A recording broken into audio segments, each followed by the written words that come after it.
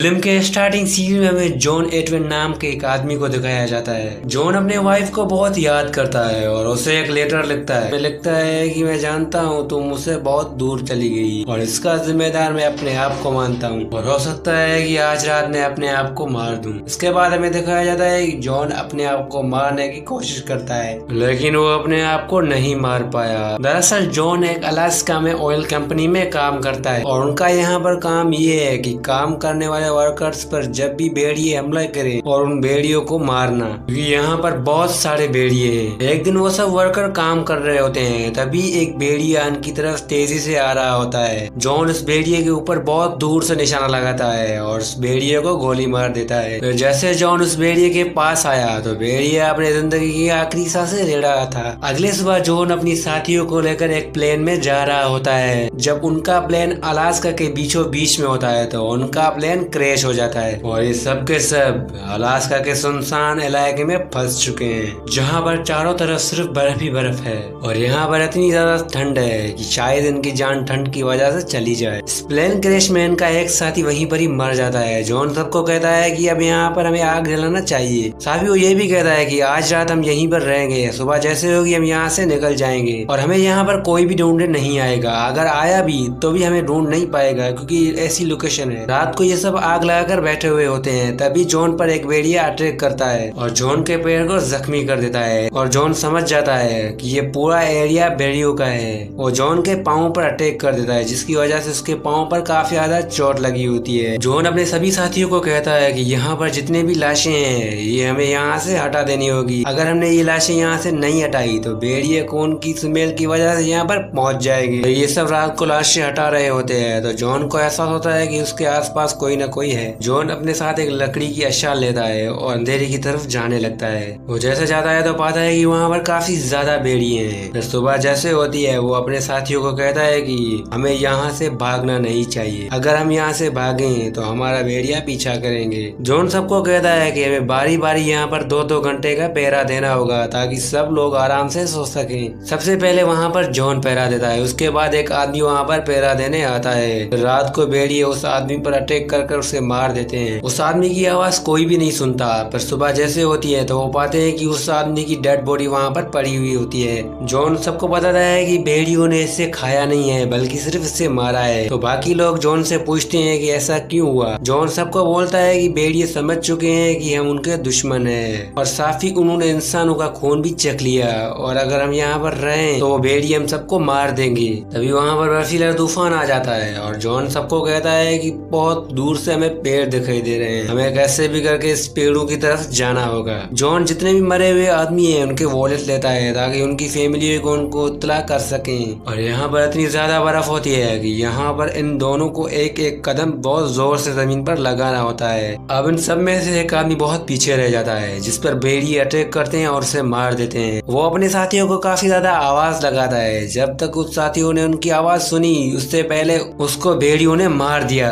अभी यहाँ पर 5 लोग बचे हैं और उनको ये पता होता है कि भेड़िए जरूर हम पर हमला करेंगे। वो सब जॉन को कहते हैं कि अगर हम प्लेन पर ही बैठे हुए रहते तो आज हमारे इतने साथी नहीं मरते। लेकिन जॉन सिर्फ उन्हें इतना कहता है कि इन पेड़ों की तरफ हमें पहुंचना चाहिए। तभी ये देखते हैं कि भेड़िए इनकी तरफ अटैक करने के लिए आ रहे होते हैं तेजी से। फिर वो पांचों उन पेड़ों की तरफ भागने लगते हैं। वो पांचों कैसे भी करके उन पेड़ों तक पहुंच जाते हैं। वो पांचों आग जला देते हैं ताकि भेड़िए इनकी तरफ हमला ना कर सके। फिर ये सब जैसे सामने की तरफ देखते हैं तो पाते हैं कि एक भेड़िया खड़ा होकर इनको देख रहा होता है और ये सब उस भेड़ियों को देख रहे होते हैं। वो भेड़िया वहाँ से चुपचाप होकर वहाँ से चला जाता है। जॉन उन सबको बताता है कि इस भेड़िए को उनको साथियों ने यहाँ पर भेजा था। दरअसल भेड़िए हमेशा झुंड में शिकार करते हैं और उनका माइंड काफी ज्यादा तेज होता है। दरअसल ये आग लगाकर आग के बिल्कुल नजदीक बैठे हुए होते हैं। तभी एक भेड़िया इनकी तरफ अटैक करता है और ये सब मिलकर उस भेड़िए को मार देते हैं और अब यहाँ पर इनके पास खाना भी आ चुका है। वो उस भेड़िए को पकाने लगते हैं। तभी चारों तरफ से भेड़ियों की आवाजें आने लगी। ये समझ जाते हैं कि इन भेड़ियों का उन्होंने साथी मारा है। अब वो भेड़िए कैसे भी करके इनसे अपना हिसाब लेगा। जॉन सबको कहता है कि हमें यहाँ से निकलना चाहिए। अगर हम यहाँ से नहीं निकले तो वो भेड़िए हमें मार देंगे।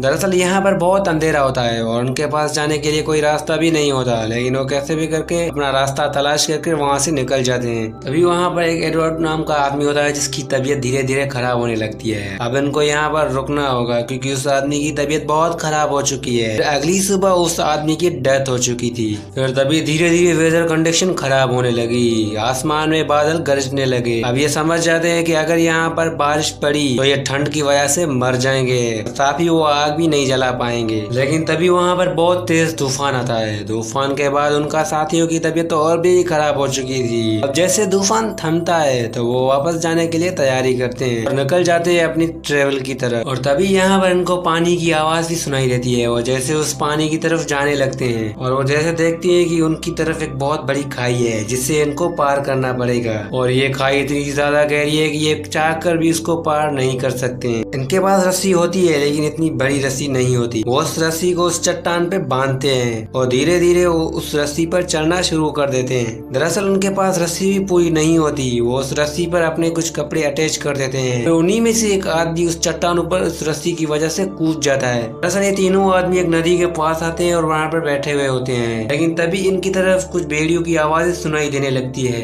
दरअसल भेड़िए का एक साथी इन्होंने मारा था और भेड़िए कैसे भी करके इन लोगों को मारना चाहते थे। और उनका एक साथी होता है जिसका नाम डीएस होता है और उनके पैर में चोट होती है, इसीलिए वो चल नहीं पाता। वो जॉन और हार्ड्रिक को बोलता है कि अब आगे मैं नहीं चल सकता क्योंकि मेरे पाँव में चोट है। वो दोनों डीएस को काफी ज्यादा समझाते हैं और कहते हैं कि अब तुम्हें यहाँ पर चलना होगा, अब ट्रेवल बहुत थोड़ा बचा है। लेकिन वो कहता है कि मैं हार गया, मैं नहीं आगे चल पाऊंगा। उसके पैर में काफी ज्यादा चोट लगी होती है, इसलिए वो कहता है कि मैं आगे जाकर क्या करूंगा। वहाँ पर मेरा कोई भी इंतजार नहीं कर रहा होता है और मेरा वापसी जाने का फायदा ही क्या। पूरी रात में दारू पीऊंगा और बाग में बैठा रहूंगा, इससे पहले मैं वहाँ पर जाऊँ ही नहीं। दरअसल डीएस ने अपनी मौत को खुद डिसाइड किया था, इसीलिए वो चाहता था कि वो इस माउंटेन पर ही मर जाए। और जॉन और उसके साथ आदमी और उसको छोड़कर यहाँ से चले जाते हैं। अब जॉन और उस आदमी की तरफ वो भेड़ी अटैक करने के लिए आ रहे होते हैं तेजी से और जॉन के साथ जो एक आदमी होता है उसको भेड़ियों ने मार दिया होता है। अब यहाँ पर जॉन अकेला बचा है, इसीलिए उसको बहुत ज्यादा मायूसी होती है। इसीलिए जॉन डिसाइड करता है कि मैं बहुत आगे आ चुका हूँ, अब मुझे कैसे भी करके अपना सफर खुद यहाँ से पैदल करना होगा। इसीलिए वहाँ से बहुत आगे नहीं जा पाया, वो वहीं पर ही बैठ जाता है। दरअसल वो अपने वॉलेट्स ओपन करता है। दरअसल ये वॉलेट्स उन लोगों के हैं जो उस प्लेन में मर गए थे। वो उन सब वॉलेट्स को ओपन कर देखता है तो पाता है कि उन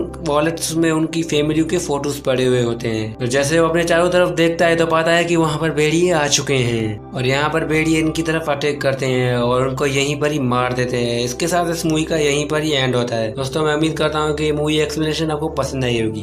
अगर पसंद आई होगी तो मेरे चैनल को सब्सक्राइब को लाइक कर देना। अल्लाह हाफ़िज़।